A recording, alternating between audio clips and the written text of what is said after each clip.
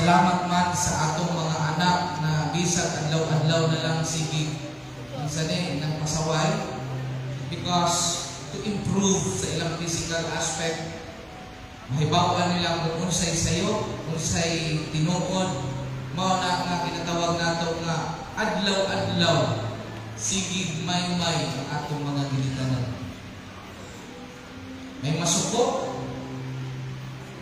may anak na we cry out because the deepest until the pain na minsan dili nato matugkad kung unsay mga tubag sa atong mga pangutana.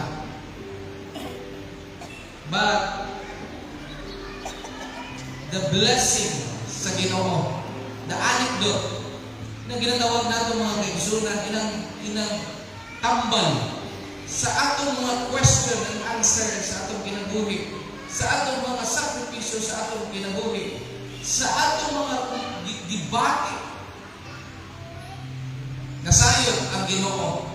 Kaya mauna until kanina, salamat kayo sa lectures, even sa atong mga youth, sa atong mga Christian ed, sa atong mga kaigsuunan, nga adlaw gabi to prepare para sa ikaayo sa tagsa-tagsa ka nato. O labi na, spiritual nga bahin, kami man, mga lecturers, mauganin, salamat brother man. Mamaya na lang kang tuhong duwa. Grabe yun. Because, gi-revive na to,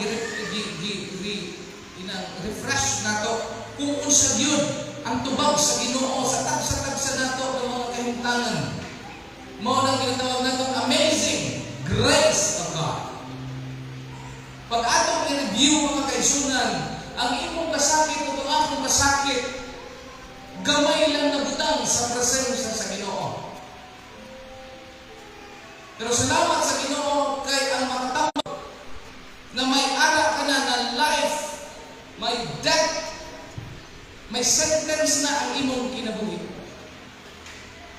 Mauna mga kaisunan, the message this morning, mauna ma-recapitulate ang atong kasing-kasing na ikaw ako gali 2,000 years ago, gihatulan na sa death sentence. It because of the sin sa atong gibuhat. Mauna karon nagapanalay sa atong dugo, gihatulan na unta kita sa kamatayon. Pero salamat na lamang maugali ng amazing grace ng Ginoo. The Father's amazing grace. Mauni mga kaigsunan, grabe ang atong pag-isip na kung sa man ang akong ipaabot na regalo na the best para sa akong anak. Kung sa man akong buot ipaabot na regalo sa akong asawa. Kay maabot na yun ang atong celebrations or Thanksgiving celebrations in every year in the round na magpasalamat kita sa Ginoo. Kung ang iban man around the world nag-celebrate sa pagkabuhi ni Kristo. Karon nagahinay-hinay kita pagtimpo na kung sa may ang akong pinakanindot na regalo para sa iya, sa akong asawa, sa akong bana, sa akong mga anak, o sa akong mga silingan. O sometimes, sa akong kinabuhi, terminato, ma-struggle kita, ma-pressure kita, kay wala man akong ikahata. Wala man akong ikaregalo sa iyaha. Mao gani na sa pag-exchange gift, dili na lang. Pero ang iba mo, muhatag gyapon sila sa ilang kasing-kasing, bisag linagang, inang saging, utuson. Mao ni akong regalo sa inyo sa kinasing-kasing. Sa mga bata, ganahan sila, makalipay sila, na may ara sila madawat ng mga toy, mga laruan. Sa atong kahapon, kung atong kinabuhi, kung na lang, wow, suliho. Ano ang pinaka-best na ito i-prepare para sa atong pamilya? This, a powerful message in John 3:16 and 17.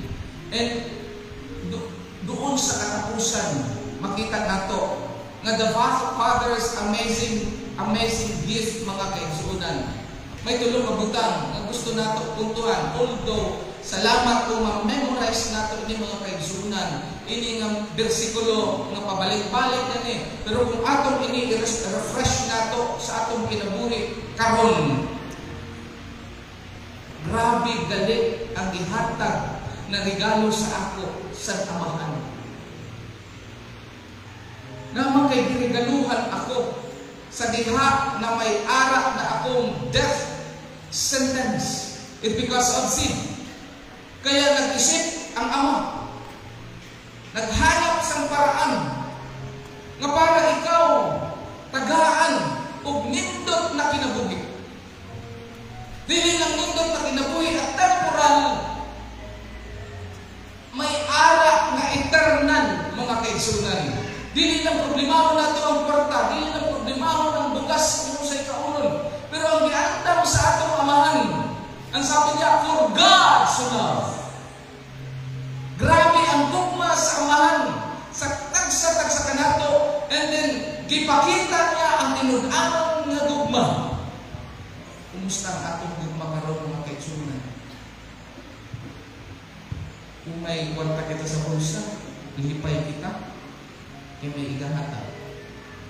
Kung may aga kita ng property, ilipay kita, kaya may igahata. Kung may aga kita panahon, maunay mga kaigsunan, salamat sa iyong grabe nga ihatag na panahon karon sa Ginoo. Pagpaka nato ang Ginoo. Isa na ka matuod to response the so love sa atong Father.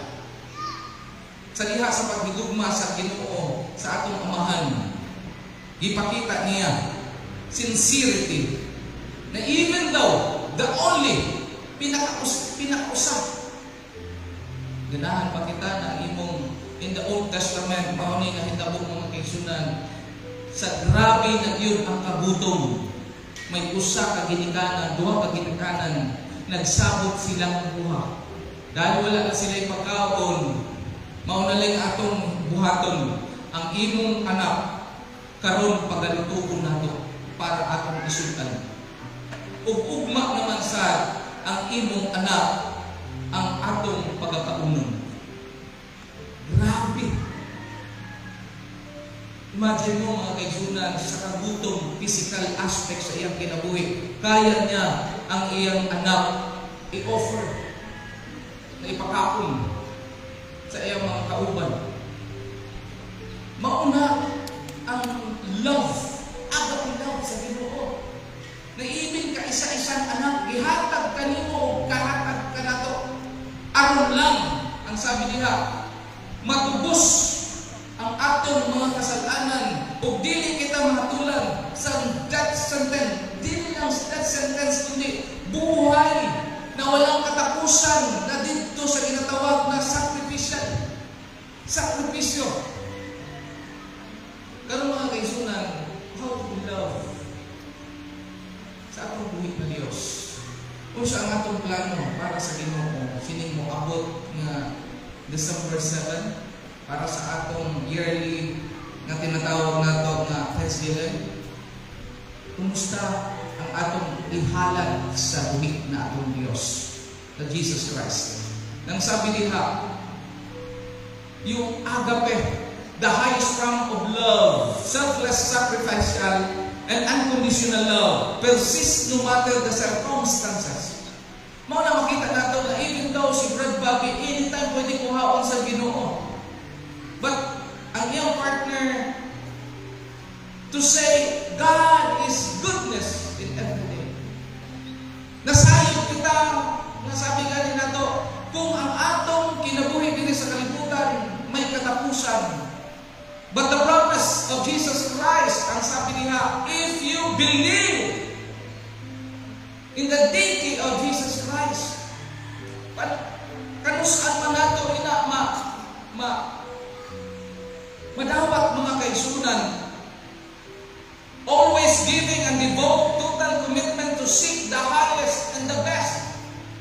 Sa diha na hunger, even basahon nato ang tibuok na chapter ni Nicodemus, Israel, na gusto niya makaistorya si Jesus Christ.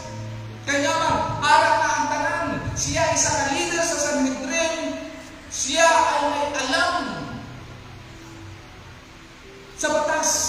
Pero may puwang sa iya.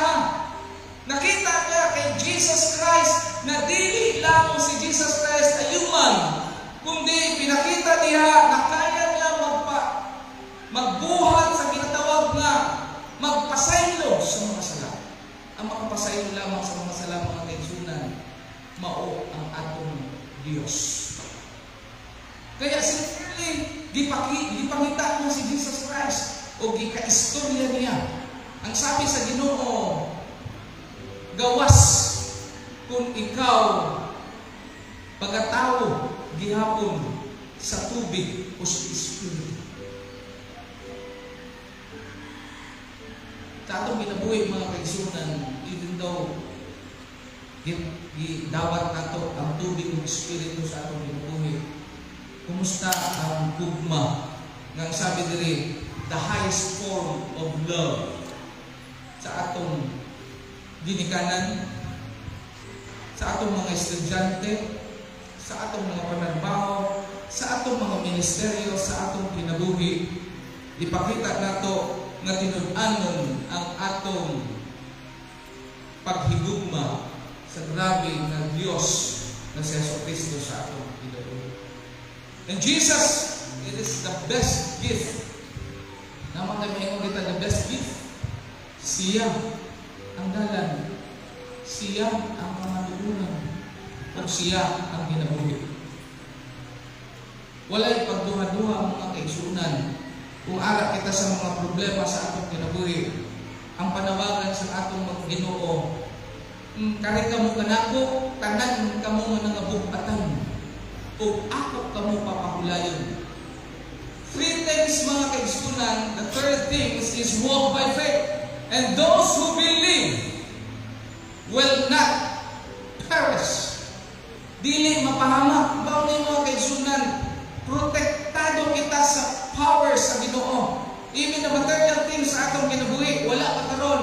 Pero nagatuo kita, God will provide in everything. Kaya sabi niya, gitugyan na sa amahan sa iyang anak. All authority has been given.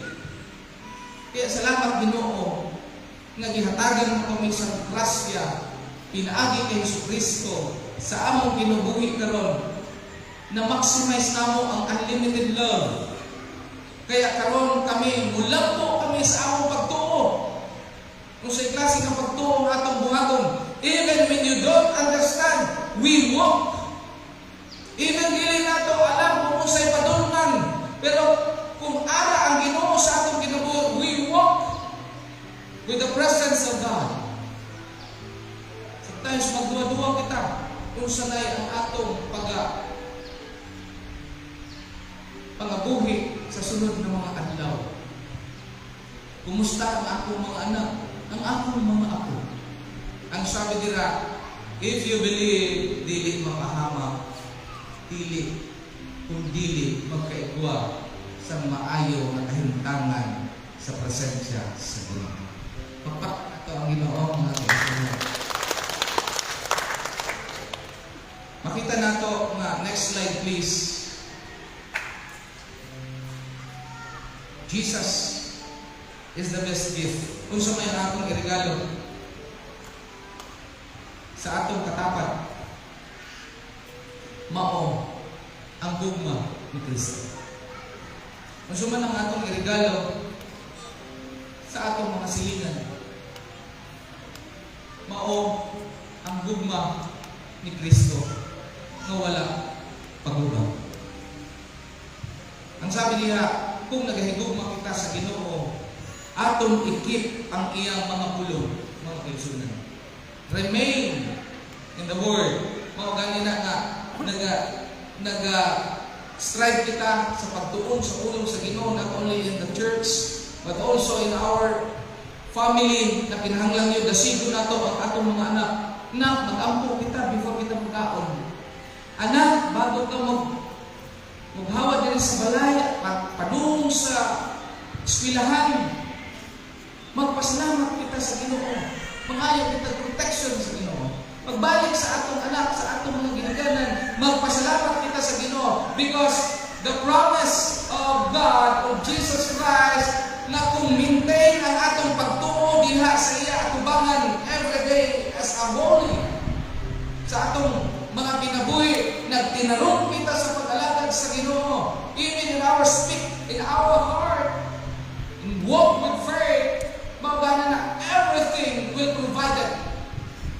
Dili lang physical nga bahay ang i-provide sa atong mga kaigsunan, mga minamahal na mga bisita karon, kundi ang sabi nila, tagaan mo kamo kinabuhi na walay katapusan. In Romans chapter 6:23, God most surprising treasure.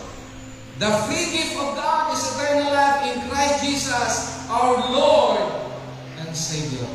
Mga kaigsunan, ang akong nakita diri sa verse na ni, na perfect ko ako nila as a memorize, gabi, ina-reflect ko, simple nakita ko na medyo pumirot sa ako kasing-kasing mga kaigsunan. Ang Ginoo, ang gugma sa Ginoo, dili nag-expire 24/7. Ang gusto sa Ginoo sa atong mga kasing-kasing with faith, kinahanglan atong pa-fire out, paapuyon, o tagaan yun nato ginatawag na pagtagad ang pagtuo diha sa atong buhi ng Diyos. Kung sa may ang atong buhaton mga kaigsunan, we encourage each and everyone nga sabi gani, dili kita magpakaabala sa mga material na utang. Kung magpakaabala man kita, ayaw tagai sa ginatawag more than priority in the presence of God. Kundi gamitin nato ang mga physical nga bahin, mga properties, money, mga effort nato para ang mga tao makadawat o kinabuhi na walay katapusan. Kanus aman ako, ikaw igsuon, nakaingon sa imong silingan, dawata si Kristo bilang Diyos na tagapagligtas sa imong kinabuhi. Kanus aman isiner nato na grabe gani ang iyang gugma kanato. Na grabe gali ang protection niya adlaw-adlaw kanato mga kaigsunan. Nga ang sabi niya sa last verse mga kaigsunan, akong basahon sa inyo. In verse 35, in John chapter 3 verse 35, the Father loveth the Son and hath given all things into his hand.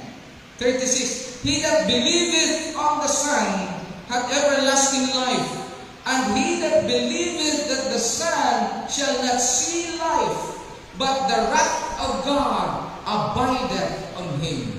Mao ni mga kaigsunan na gusto natin i-share ang pulong sa Ginoo. Makita nato gituuhan nato si Kristo. Pero pag dili nato gituuhan o gi-share ang pulong sa Ginoo, ang sabi diri, sila makadawat sa ginatawag nato nga eternal condemnation.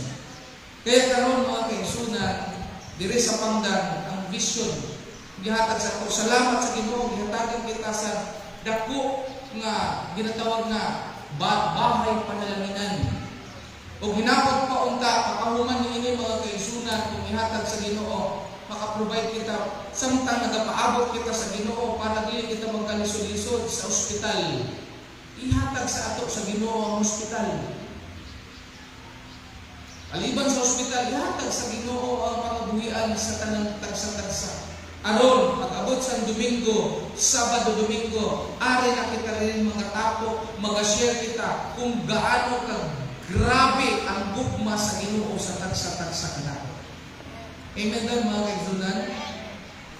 Dili na kita maningkamot nga, Pastor, dili lang ay kong makasimba karon. Pastor, dili lang anay ko kay naman, may ara ko ginaasikaso. Pero ang sabi sa Ginoo, well provided. If you believe the authority, the power, The blessing. Ang sabi gani, maningkamot. Ang sabi sa usa ka komentary mga kaigsunan, ang blessing mga kaigsunan, ang pagpapala, nagadepende na sa atong paglihok. Ang pagpapala sa Ginoo nagadepende na sa atong pagdawat. Ang regalo sa Ginoo useless na kung dili na to tagaang effort, sabi ganina sa lecture. Mabantay mo. Example lang ni sa attendance.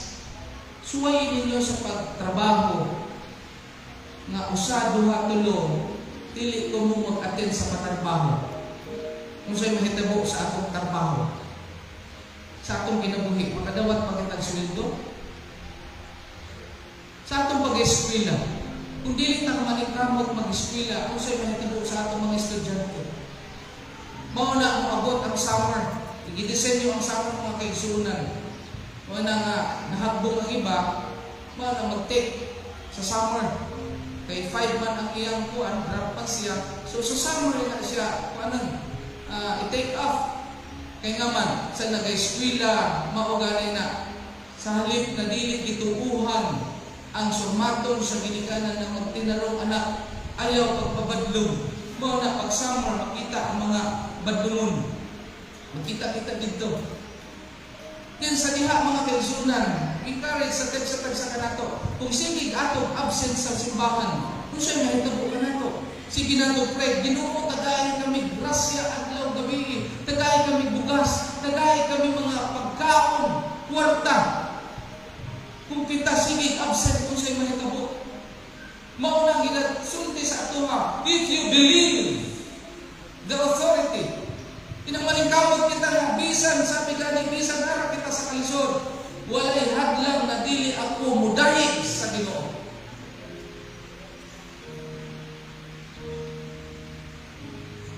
May usa ka kwento mga kaigsunan from the last verse.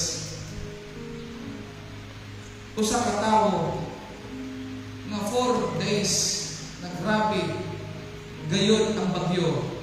Natrap siya sa ilalom dahil natumba na ang iyang balay sa sobra-kusog sa bagyo. In 4 days, dili na siya maglaom nga mabuhi pa siya. Sa diha, na nag-ampo siya sa Ginoo. Dahil sa pag-ampo niya sa Ginoo, mao gi-answer sa Ginoo, may usa nga igsuon na nag-adto kaniya. Kumusta ka diha? Ano ba sa ako diri? Salamat kay Ate Cabra. Nagbisita ka diri. Salamat kayo. Diluwas niya sa iyang igsuon. Kung sa'yo rason mga kaigsunan, nga maginagato ka sa balay, sa giluwas na siya mga kaigsunan. Ang sabi sa igsuon, kay wala ka man sa Miyerkules. Na dili ka man nag-absent sa Miyerkules. Nahibunga ko nawa ka man. Kaya iadto kita sa pinatawag sa panginalang Ginoo. Pero sa kasawiang palad, bagyo ganito, i-encourage niya, mauto na luwas niya. What does it mean mga kaigsunan? Kung kita magkapadayong kita faithfully sa pag-alagad sa Ginoo, even sa mga estudyante, inaawag ka mo. Dili rason nga may eskwela para unamon nato ang pagdayog sa Ginoo. Kaya in my part, sa akong pinabuhi, I commitment myself in Sabado hangtod sa Domingo para na sa Ginoo. Pero kailanman, dili nagpakyas ang pangako sa Ginoo na makahubad ako sa pag-eskwela.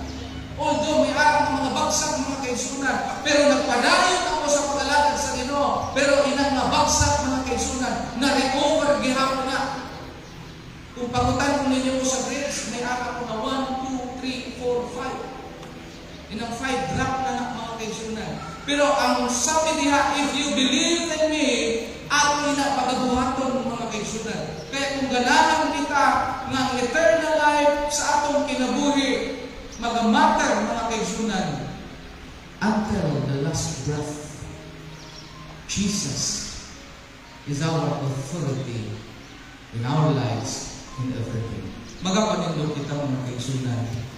This is the commitment na ang Ginoo grabe yun sa atong kinabuhi. Kung sa may libati ninyo karon, katong ipaabot sa Ginoo. We will appeal the Lord, ikaw ang gamahan sa tanan. Tagaki kami puso, kabasko, to fight for the good fight. Diha sa imong katubangan. Salamat sa imong unlimited love. And this John 3:16, mga kaigsunan, we mark in our heart na unsa man ang imo karon ginasuong mga kaigsunan sa atong mga estudyante, sa atong mga pamilya. Even Brad Bobby and Sister Janice, ipaabot na to kay ang Ginoo nagsalig na siya. If you believe in me, you will not perish but have everlasting life. Shall we pray? Our great Father, thank you for the gift. Not only a temporal gift, Lord God, but also a powerful gift ng eternal destiny, Panginoon. Kaya ari kami, Ginoo, nagadayig, nagapasalamat kanimo kay ang among goal sa among kinabuhi, sa imong pagbalik, makauban kaming tanan na nagtuo kanimo. Salamat, Ginoo, sa imong regalo na among pagatipigan sa among kinabuhi. O karon mag-celebrate kami, Ginoo, sa Thanksgiving sa among kinabuhi. Always remember that your love is amazing in our lives. That your presence, Lord God, 24/7, para ka sa among kinabuhi. And Lord, bless us, the leaders in the church. Bless the men and the women. Bless, Ginoo, mga children. Bless, Panginoon, ang mga leaders in the church. Even in the nation, Ginoo.